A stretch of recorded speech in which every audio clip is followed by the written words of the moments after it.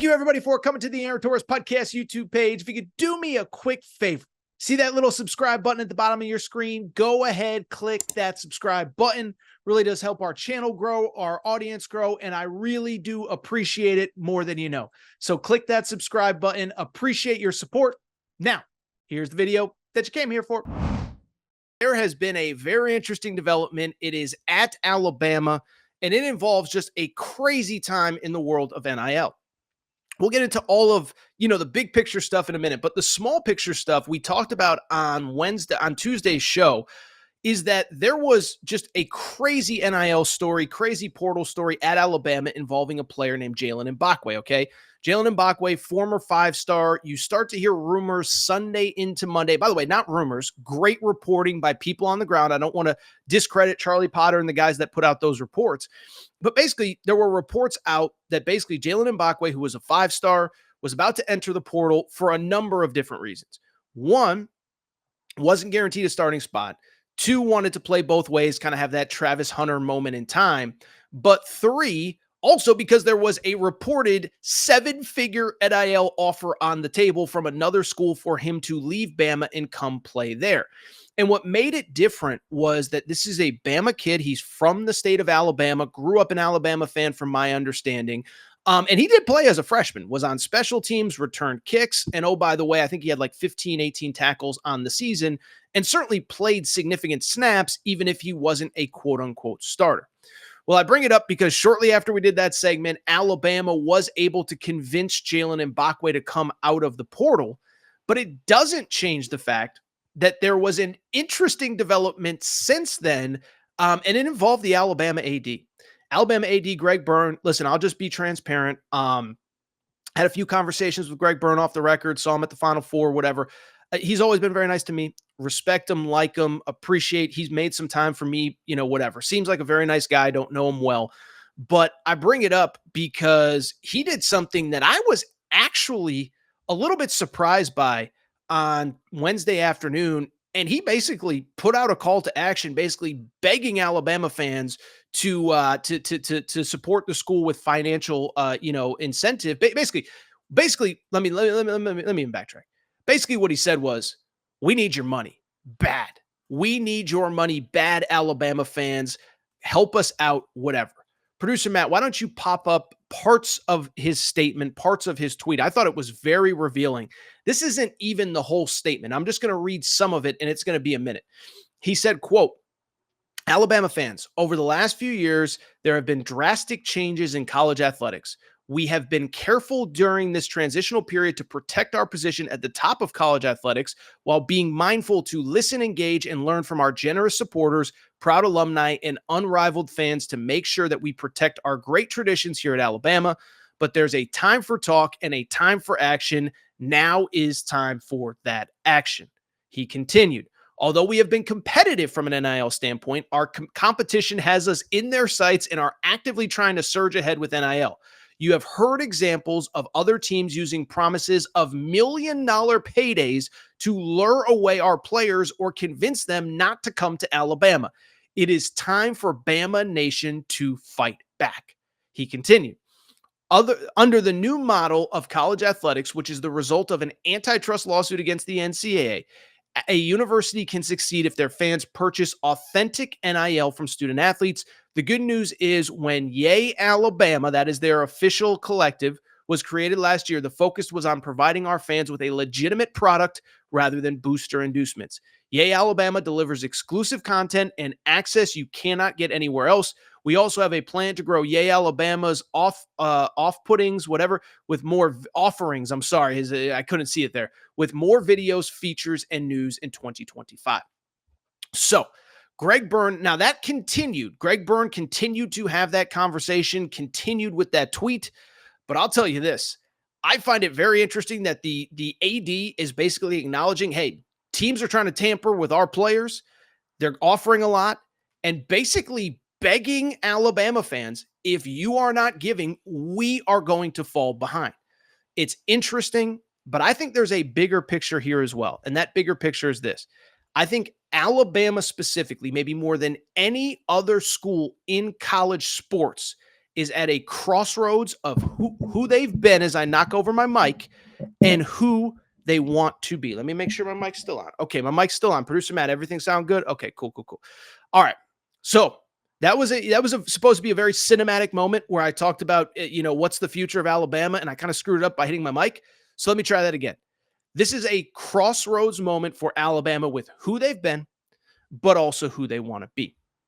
So let's dive into this statement from Greg Byrne. First of all, I'll say this. I found it sort of interesting that he basically acknowledged some of the stuff that came out in reporting and on message boards to Twitter, to social media.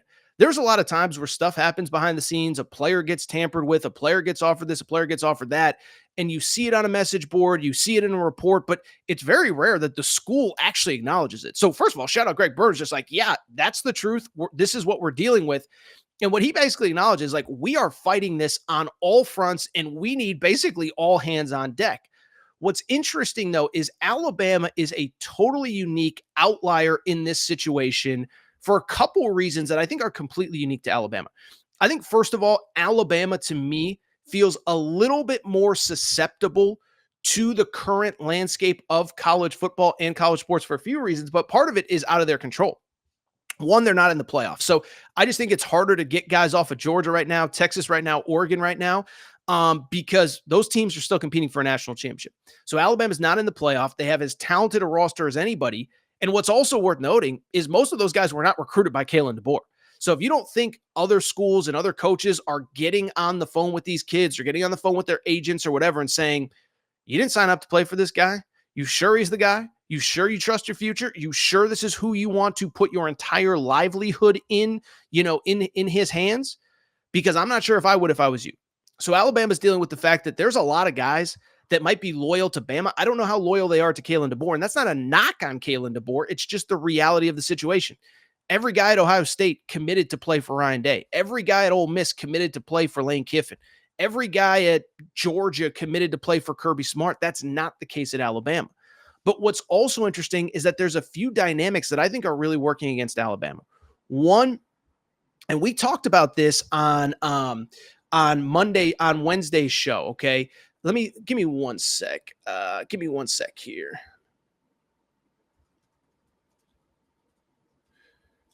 All right, I want to put out a tweet here. Sorry about that. Okay, so we talked about this on Wednesday's show. Okay. And on Wednesday's show, we talked about why the dynamics at Alabama are a little bit different. First of all, what's really interesting, and you talk to people in and around college sports, they'll tell you point blank, end of story. Like, Alabama is one of the unique SEC schools in that they just don't have a huge booster base of just millionaires that are willing to give. It's interesting. I was thinking about this on Thursday morning, knowing we were going to talk about this on the show. You look at most SEC schools, you kind of know who are the really big boosters that are giving a lot of money and continue to give money year over year over year. Arkansas, obviously the Tyson family. We learned all about the Chicken Man during the basketball portal and John Calipari coming to Arkansas. Tennessee has the Haslam family that's been given for years and millions and millions and millions of dollars. Kentucky has the Kraft family. Now, Kentucky, they'll tell you maybe we don't have the volume of boosters that other schools do, but the Kraft family has consistently given money year over year over year over year. Texas A&M, huge booster base, a lot of oil money. We know about them. Texas, huge booster base, a lot of oil money. We know about them. That's not the case at Alabama. By the way, Auburn, Jimmy Rain. I mean, I think it's a little bit of inside baseball, but Alabama fans will tell you, Auburn fans will tell you, most wealthy man in the state of Alabama is an Auburn guy, not an Alabama guy. That matters. And so Alabama is in a situation where they just don't have those 2, 3, 4 families that they can rely on year over year over year. But two, what I think is the bigger issue is the fact that we also have to remember this about Alabama, is that they got away with basically, when NIL started, being on a discount because they had the greatest coach in the history of college football working for them. And you ask anybody in college football, there were a lot of guys over the last 2, 3, 4 years that took the quote unquote Saban discount that basically said, and we talked about this on Wednesday's show again, that basically said, you know what? Here's the bottom line is I can go, what was the old saying? NFL over NIL, right? I could go to fill in the blank school and get a bag. I could go to A&M or whoever and get a bag, Miami and get a bag. But if I go to Alabama, Nick Saban in 3 years is going to have me ready for the first round. And so now that Nick Saban's gone, you're not getting discounts. Players don't necessarily have loyalty to DeBoer, et cetera. You don't have the money that other schools do. And I just think this is an interesting inflection point for Alabama. I think the scary thing for Alabama, I don't really know how this whole situation gets better. Now, one, I know we have rev share coming in this coming year, not to bore people, but schools will be able to pay players directly. But this idea, and I think the NCAA is wrong on this, the NCAA is going to try to eliminate collectives. And I just don't think that's going to happen. I don't know how you can limit someone's market and market value, and opportunities to make money. It's literally anti-constitutional. And we're going to talk about that in a minute with Diego Pavia. So even if every school can give out 20, 25 million, whatever the number ends up being, and we think it's going to be 20 for next year, it isn't to stop, John Smith or Aaron Torres from saying, hey, here's another 500,000 because I really like this quarterback out of the portal. The NCAA can't stop that. And so you have that.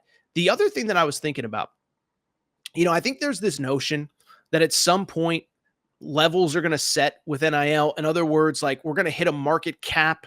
Like guys are just there's going to be at some point these schools just aren't going to be able to raise the money, and there's just not going to be the money, and the numbers are going to go down. And to a degree, I believe that's right. But I don't know that I really believe that the numbers are going to go down. And let me explain why.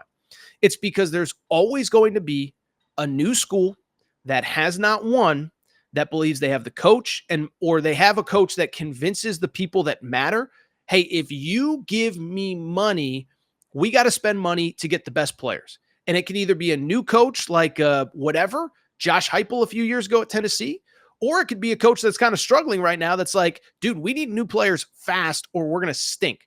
Look at what LSU's doing right now. LSU's added probably 10, 12, 15 players in the portal already. That's a direct reflection of Brian Kelly basically being like, we're not good enough. We need to go out and overspend to get the players that we need to make a difference in this program.